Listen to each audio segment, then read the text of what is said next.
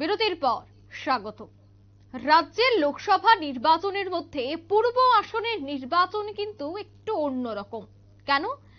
নির্বাচনের প্রাক মুহূর্তেই ত্রিপাক্ষিক চুক্তি স্বাক্ষরিত হয় ভারত সরকারের সঙ্গে মথার, আর এই ত্রিপাক্ষিক চুক্তিকে নিয়ে প্রচুর জল ঘোলা হয়। এবার আবারও ত্রিপাক্ষিক চুক্তি নিয়ে সরব বিরোধীরা। পশ্চিম আসনে প্রচার অভিযান শেষ, পূর্ব আসনে এখনো চলছে প্রচার। তাই এবার বিরোধীরা ত্রিপাক্ষিক চুক্তিকে হাতিয়ার করছে। মূলত গতকাল প্রধানমন্ত্রী নরেন্দ্র মোদী রাজ্যে এসেছিলেন, কিন্তু তিনি কোনো ধরনের ত্রিপাক্ষিক চুক্তি নিয়ে আলোচনা করেননি। এবার সেই বিষয়টাকেই হাতিয়ার করছে বিরোধীরা। পূর্ব আসনে এবার ত্রিপাক্ষিক নিয়ে প্রধানমন্ত্রীর মুখ না খোলায় এই বিষয়টিকে হাতিয়ার করছে বিরোধীরা। ত্রিপাক্ষিক চুক্তি নিয়ে প্রচারে ঝাঁঝ তুলতে ব্যস্ত বাম কংগ্রেস। সে বিষয়ে বিস্তারিত জানবো। টেলিফোন লাইনে রয়েছে নিউজ ভ্যানগার্ড প্রতিনিধি মানুষ দে। মানুষ দা, রাজ্যের পূর্ব আসনে বিরোধীদের হাতিয়ার কি এবার ত্রিপাক্ষিক চুক্তি? কি খবর পাচ্ছ? অঙ্কিতা, তুমি যেটা বললে, পূর্ব আসনে কিন্তু এবার নির্বাচনটা একটু অন্যরকম। তার কারণ হচ্ছে নির্বাচনের ঠিক প্রাক মুহূর্তে কেন্দ্রীয় সরকার, রাজ্য সরকার এবং তীব্রামথা দল, সেই তাদের মধ্যে একটা চুক্তি স্বাক্ষরিত হয়েছে। কিন্তু এই চুক্তিতে কি আছে? যদিও কুমারঘাটের কুমারঘাটের পূর্ব আসনে নির্বাচনে অমিত শাহজি এসেছিলেন, কেন্দ্রীয় গৃহমন্ত্রী। উনি বলেছেন চুক্তি যে হয়েছে সেই চুক্তি সবকিছু হয়ে যাবে। এইটা জনজাতি অংশের মানুষরা শুনতে পেয়েছেন এবং তারা কিছুটা আশ্বস্ত হয়েছিলেন, কিন্তু তারা আশা করেছিলেন যে প্রধানমন্ত্রীর মুখ থেকে এই দ্বিপাক্ষিক চুক্তি নিয়ে কিছু একটা শোনা যাবে। কিন্তু অপ্রিয় হলো সত্যি কথা, গতকালকে যে আগরতলার স্বামী বিবেকানন্দ ময়দানে প্রধানমন্ত্রী নরেন্দ্র মোদী যে জনসভা, সেই জনসভাতে জনজাতি অংশের উপস্থিতি ছিল ভালোই, এবং সেই সঙ্গে জনজাতির যে তীব্রামথা যে রাজনৈতিক দল, তার সঙ্গে আইপিএফটি অর্থাৎ শাসক দলের যে জোট, তীব্রামথা এবং আইপিএফটি, তারা ওইখানে ফ্ল্যাগ ফেস্টুন লাগিয়ে একটা অন্যরকম বাতাবরণ তৈরি করার চেষ্টা করেছিলেন। কিন্তু প্রধানমন্ত্রীর ভাষণে দ্বিপাক্ষিক চুক্তি নিয়ে একটি শব্দ উনি উচ্চারণ করেনি, যেটা জনজাতিরা অংশের যে ভোটাররা, পূর্ব ত্রিপুরা আসনের যে জনজাতি অংশের ভোটাররা, সেই ভোটাররা কিন্তু কিছুটা হলেও বিমর্ষ হয়েছেন, এবং তারা যেটা আশা করেছিলেন যে প্রধানমন্ত্রী হয়তোবা দ্বিপাক্ষিক চুক্তি নিয়ে চুলচেরা বিশ্লেষণ করবেন এবং জনজাতিদের বিভিন্ন ভাবে আশ্বস্ত করবেন। কিন্তু গতকালকে নরেন্দ্র মোদী, ভারতবর্ষের যে প্রধানমন্ত্রী, উনার যে আগরতলাতে যে জনসভা ছিল, সেই জনসভায় ত্রিপাক্ষিক চুক্তি নিয়ে কোনো শব্দ উচ্চারণ না করায় জনজাতিরা কিছুটা হলেও বিমর্ষ হয়ে পড়েছেন। এটা সত্য। আমাদের কাছে যতটুকু খবর আছে, পূর্ব ত্রিপুরা আসনের যেহেতু এটা তপশিলি জাতি অংশের আসন, সেহেতু সেই কেন্দ্রে কিন্তু জনজাতিদের একটা ভোট, বেশিরভাগ ভোট কিন্তু জনজাতি অংশের মানুষের ভোট। সেই জনজাতিরা কিন্তু এখন দ্বিধাগ্রস্ত। সেই জনজাতিদের একটা ভালো অংশ, তারা কিন্তু সেই দ্বিপাক্ষিক চুক্তিটা কি, দ্বিপাক্ষিক চুক্তির মধ্যে কি আছে, দ্বিপাক্ষিক চুক্তি স্বাক্ষরিত হয়েছে, সেটা যদি সুফল দান করে, কি কি সুফল জনজাতি অংশের মানুষ পাবেন, সেই বিষয় নিয়ে একটা ধোঁয়াশা এখনো রয়ে গেছে। সেই ধোঁয়াশা কিন্তু কোনোভাবেই কাটছে না।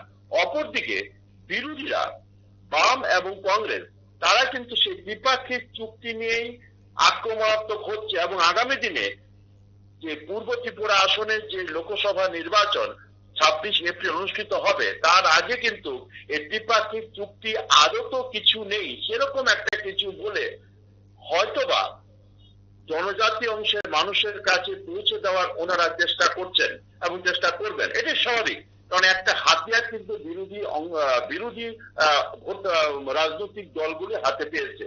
এই যে গ্রেটার ত্রিপুরাল্যান্ড, যেটা ত্রিপুরামথার মূল দাবি ছিল, সেই গ্রেটার ত্রিপুরাল্যান্ড যে দাবি, সেই দাবির কতটুক এই দ্বিপাক্ষিক চুক্তির মধ্যে আছে তার কিন্তু কোনো প্রকার উল্লেখ নেই, এবং প্রধানমন্ত্রীর মুখ দিয়ে বা কেন্দ্রীয় গৃহমন্ত্রীর মুখ দিয়েও কিন্তু ত্রিপুরাল্যান্ডের বাস্তবায়ন কতটুক হবে, কিভাবে হবে, কবে হবে, তার কোনো উল্লেখ ওনারা করেননি।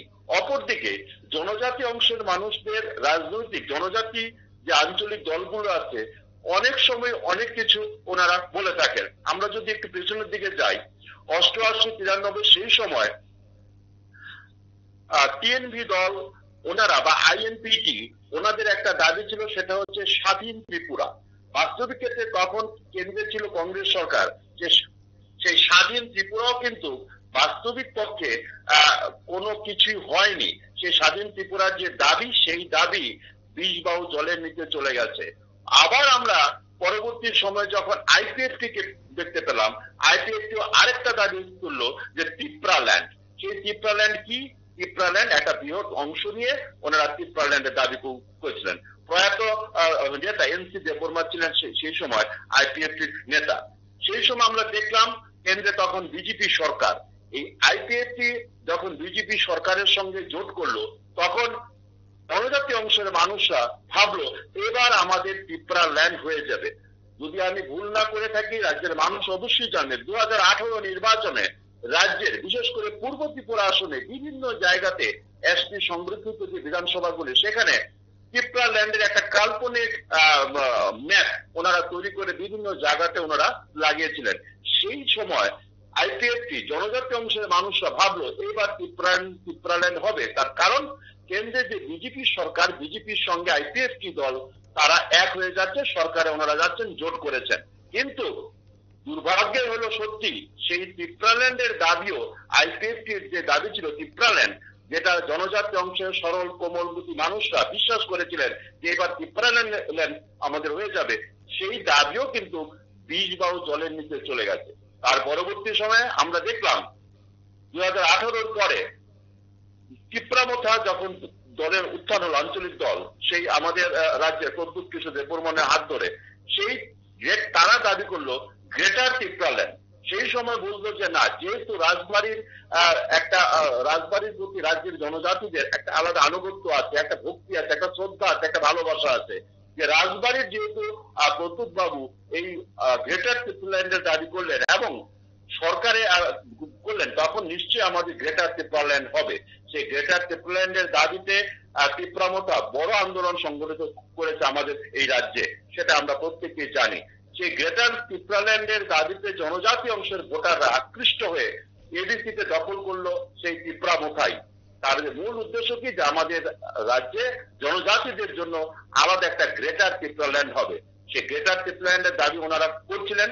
মাঝ পথে কিছুটা থিতিয়ে থাকলেও পরবর্তী সময়ে লোকসভা নির্বাচনে প্রাক মুহূর্তে যখন ত্রিপুরামথা, বিজেপি এবং আইপিএফটি জোট হলো এবং সরকারে ত্রিপুরামথার দুজন প্রতিনিধি ঢুকলো, তখন গ্রেটার ত্রিপুরাল্যান্ডের দাবি আরো জনজাতি অংশের মানুষরা বুঝলো, যেহেতু কেন্দ্রে বিজেপি, রাজ্যে বিজেপি এবং বিজেপির সঙ্গে আতাতে গেছে ত্রিপুরামথা, এবার আমাদের গ্রেটার ত্রিপুরাল্যান্ড হয়ে যাবে। লোকসভা নির্বাচনের প্রাক মুহূর্তে যখন ত্রিপাক্ষিক চুক্তি হলো, তখন জনজাতি অংশের মানুষরা বুঝলো যে হয় এবার আমাদের গ্রেটার ত্রিপুরাল্যান্ড হওয়ার সম্ভাবনা বেশি। কিন্তু সেই চুক্তিতে যে সই হয়ে চুক্তি স্বাক্ষরিত হয়েছে, সেই চুক্তির মধ্যে গ্রেটার ত্রিপুরাল্যান্ডের কোনো কিছু নেই। তখন আবার সেই জনজাতি অংশের সরল কোমল যে অংশের মানুষরা আছে, তাদেরকে বোঝানোর চেষ্টা করা হয়েছে যে লোকসভা নির্বাচনের আগে রাজ্যে যখন কেন্দ্রীয় গৃহমন্ত্রী বা প্রধানমন্ত্রী বা রাজ্যের কেন্দ্রীয় নেতৃত্বরা আসবেন, তারা এই চুক্তি নিয়ে আলোচনা করবেন, চুক্তি নিয়ে ওনারা বোঝাবেন কবে হবে, কিভাবে হবে, কি চুক্তিতে কি থাকবে। কিন্তু এই নির্বাচনের প্রাক মুহূর্তে কুমারঘাটে যখন নির্বাচনী জনসভায় কেন্দ্রীয় গৃহমন্ত্রী যখন আসলেন, উনি বললেন চুক্তি হয়েছে এবং চুক্তির সবকিছু হয়ে যাবে এবং বিশ্বাস রাখতে বলেছেন।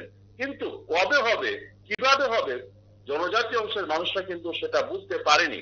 এবং প্রধানমন্ত্রীর তারপরে আবার কি তারা বিশ্বাস করতে লাগলো যে প্রধানমন্ত্রী যখন রাজ্য সফরে আসবেন, তখন প্রধানমন্ত্রী হয়তোবা এই চুক্তি নিয়ে আলোচনা করবেন, যেটা জনজাতি অংশের মানুষরা ভালো করে বুঝতে পারবেন। কিন্তু দেখা গেল প্রধানমন্ত্রী যখন রাজ্যে এসে জনসভায় ভাষণ দিয়ে গেলেন, তখন দেখলেন যে প্রধানমন্ত্রীর বক্তব্যে ত্রিপুরাল্যান্ড বা গ্রেটার ত্রিপুরাল্যান্ড বা এই চুক্তি নিয়ে একটি শব্দ ও উচ্চারণ করলেন না।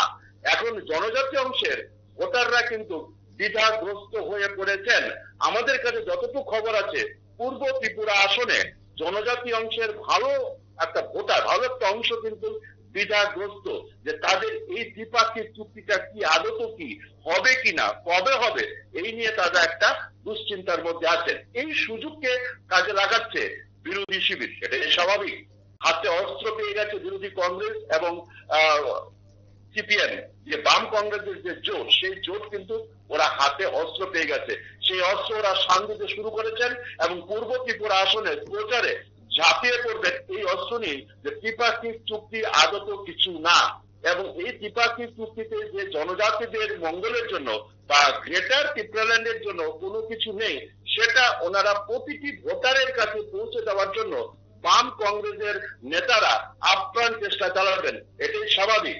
এখন দেখার বিষয়, পূর্ব ত্রিপুরা আসনের ভোটের প্রচারে এই দ্বিপাক্ষিক চুক্তি বিরোধীরা এবং শাসক দল কিভাবে এর মোকাবেলা করে, বিরোধীদের এই যে প্রচার করবে, সেই প্রচারে শাসক দল কতটা তার মোকাবেলা করতে পারবে, সেটা এখন হচ্ছে লাখ টাকার প্রশ্ন। তবে একটা কথা বলে রাখি, পূর্ব ত্রিপুরা আসনে কিন্তু এবার এই দ্বিপাক্ষিক চুক্তির বিষয়ে ভোট কোন দিকে যাবে বলা কিন্তু মুশকিল, এটা হলফ করে বলা যায়। কারণ গ্রেটার ত্রিপুরাল্যান্ড, তার আগে স্বাধীন ত্রিপুরা, জনজাতিরা কিন্তু সরল কোমল যারা গ্রামে পাহাড়ে প্রত্যন্ত অঞ্চলে যে সমস্ত জনজাতি অংশের ভাই বোনেরা থাকে, তারা কিন্তু নেতৃত্বের কথার উপরে বিশ্বাস করেছিল বারে বারে, এবারও তারা বিশ্বাস করেছে। কিন্তু গতকালকে প্রধানমন্ত্রীর ভাষণে এই দ্বিপাক্ষিক চুক্তি সম্পর্কে বা গ্রেটার ত্রিপুরাল্যান্ড সম্পর্কে কোনো শব্দ উচ্চারণ না হওয়ায় তারা কিছুটা কিন্তু দ্বিধাগ্রস্ত হয়েছে, সেটা আমাদের কাছে সূত্র মারফত খবর আছে। অঙ্কিতা, একদমই ধন্যবাদ মানুষদা। অর্থাৎ ত্রিপাক্ষিক চুক্তি নিয়ে এবার হাতিয়ার করছে বিরোধীরা, তারা এবার প্রচারে গিয়ে সেই বিষয়গুলিকে মূলত সাধারণ মানুষের সামনে তুলে ধরছেন যে প্রধানমন্ত্রী এখনো পর্যন্ত সে বিষয়ে কিছুই বলেনি। নিয়ে নিতে ছোট্ট একটি বিজ্ঞাপন বিরতি, সঙ্গে থাকুন।